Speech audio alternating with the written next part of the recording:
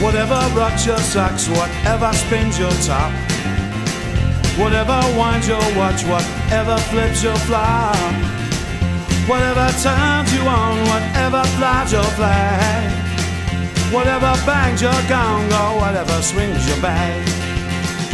Do it often, but do it well, 'cause nobody knows and there's no way to tell when the ride ends.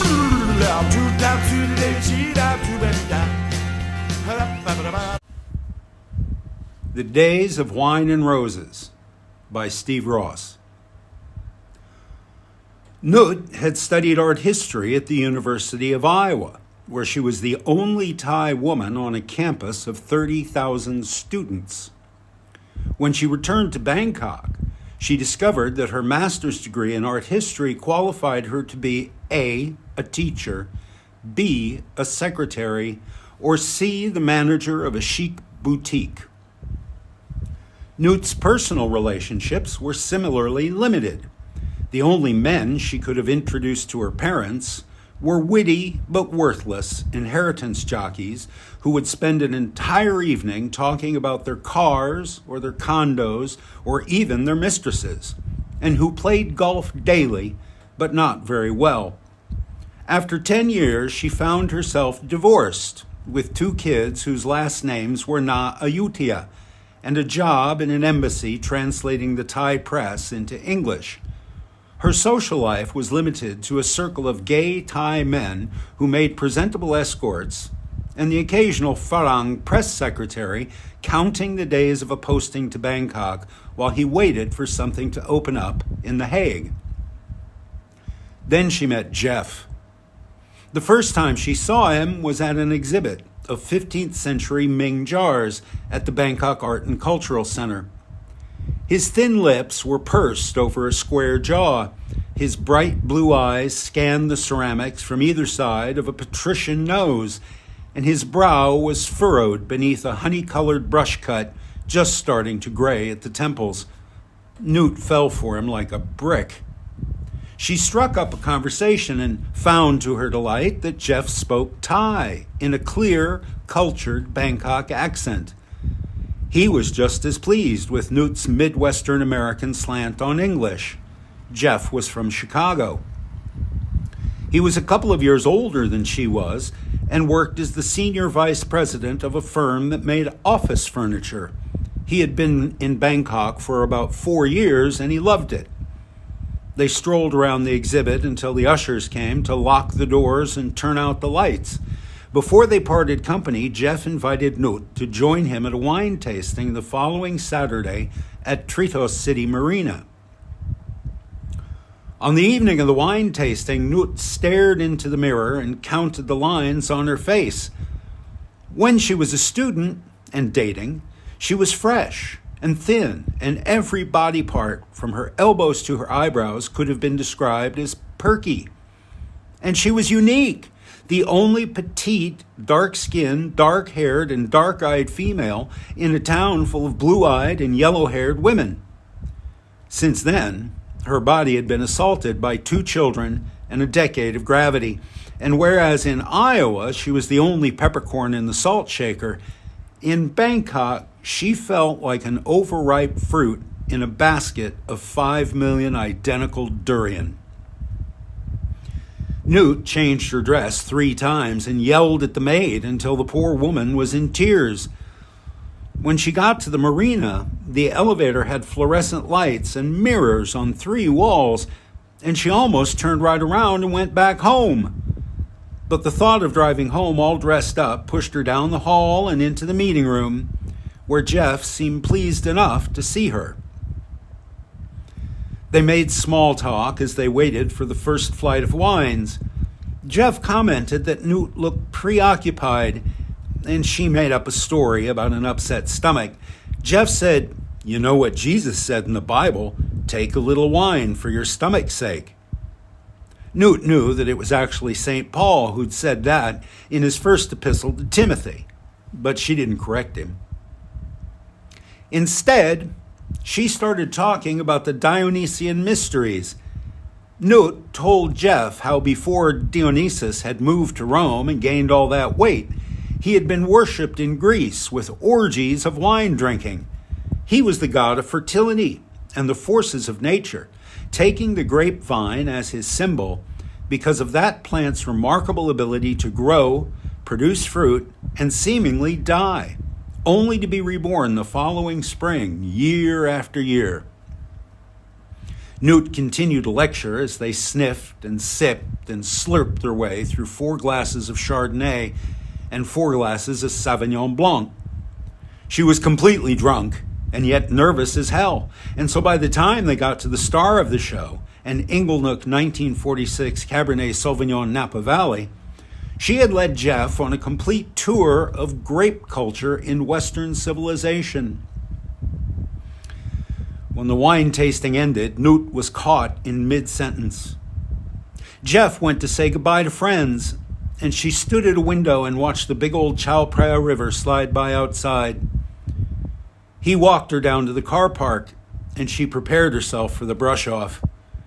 Newt promised herself that she wouldn't cry in the car on the way home, that she would wait until she got safely into her bed before she let go. They reached her car, and Newt was making her thank yous on autopilot when Jeff took her by the shoulders and kissed her once, quickly, but with gusto. The upshot was they would be seeing each other again. Newt drove home and did manage to make it into bed before she cried, but they were very different tears than she had expected.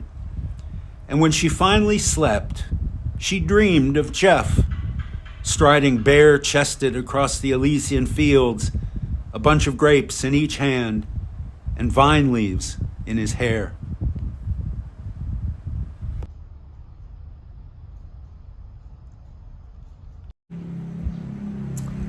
Thank you for watching the Days of Wine and Roses.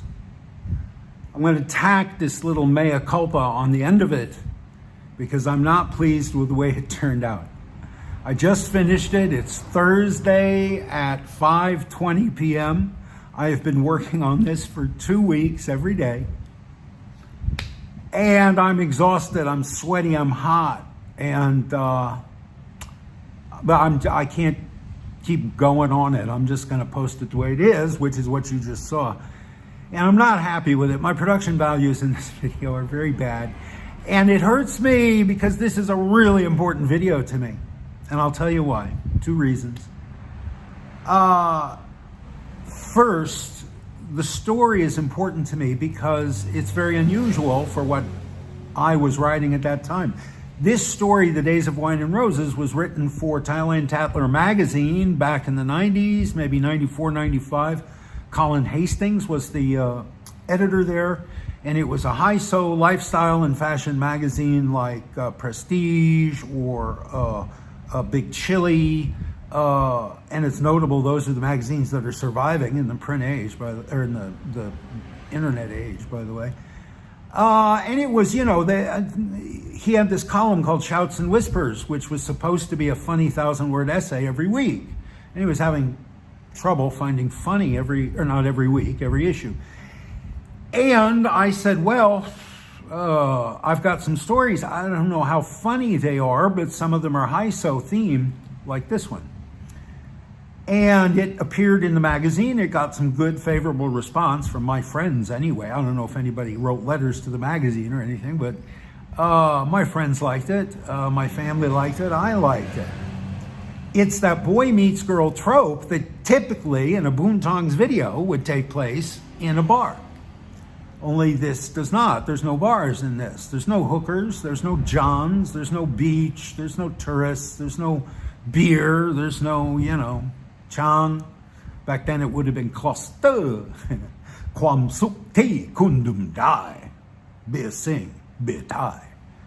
Yeah, it wouldn't be that kind of, it wouldn't be Lao Khao. It would, so there's a very different kind of story. And I was very pleased to be able to write it. And I think it has aged much better than those bar stories. I think that situation, how we all go into a first date when it's not one we're going to pay for. We're frightened, we're scared, we're all insecure, we all feel fat and old and ugly, don't we? And so I love the story very much, and I think I gave it short shrift in this. I think I should have taken a month to work on this. The other reason I like it very much, and this is for you, Clive, is because of this doll right here, my actress, Gail, my star. She's appeared in about 4 or 5 Boontong's videos to date as a hooker. And I thought she might appreciate playing a different kind of woman. So I have this condition, call it whatever you like. I imbue inanimate objects with personality. I talk to them. I've done it all my life. You know how a kid will have a favorite teddy bear and he'll freak out if mom wants to throw that teddy bear in the washing machine, because that's a person to him, and he can't imagine that'll kill that person, right? So she has to wash the teddy bear like it's a human being while he watches her do it. And I just never grew out of that phase. I still talk to objects. I collect stupid little objects. I begin every day praying to a wooden Buddha, and to a clay Buddha, and to a brass Buddha. Yeah, I talk to them. I ask them for favors. I pray. And so anyway, this is Gail. She is my leading lady. I bought her in a box of 6 dolls. I've never seen dolls like them here. I'd love to buy another box to have backups. They all have different colored hairs. They have the same face, but they all have different colored hair. So since hers is black, she is my most common protagonist. And she doesn't face the viewer head on. She's looking out of the side of her eyes. So you have to tip her to actually look at her, right? Which gives her kind of a romantic cast. And that smile, that is a Mona Lisa smile. You can show that face to the camera and say, Gail was feeling sad that day. She's doing sad. You can say, Gail was feeling very happy that day. She looks happy, doesn't she? She can play any emotion, right? She's got Keanu Reeves beat. I pick on Keanu, I don't mean to. But it's little Buddha. Ugh. At any rate, so I love this doll. I talk to her. She sits in a special place on my bookshelf. She doesn't sit in a box with the other dolls. I give her notes. I'm her director. This is a real von Sternberg kind of a thing going on here. And Clive, I undress her and dress her on a regular basis, because she wears different dresses. I got 6 dresses. So she's dressed differently at the art gallery than she is in bed, and differently than she is at the Trito City Marina. So, Clive, there's a bunch of ammunition. You've been quiet for a while. Come out of the shadows, dude. Say something I can use. Anyway, I'm imbuing Clive with personality. At any rate, so that's all I wanted to do. Thank you. That's 5 minutes. That's enough. Thank you very much for indulging me. Like, subscribe, share. I really appreciate your attention, even when I screw it up like I did this week. And I hope you'll come back next week as a monologue. And after that, I have invested $1,500 in a MacBook. And hopefully my production values will improve. It's going to be shaky. I don't learn quickly. I'm an experiential learner. I have to do something 100 times before I can do it right. Telling me how to do it, I've got a lot of friends who are Mac people and Apple people, and they've come over and they've tried to walk me through it, sent me messages, emails, like a brick up here.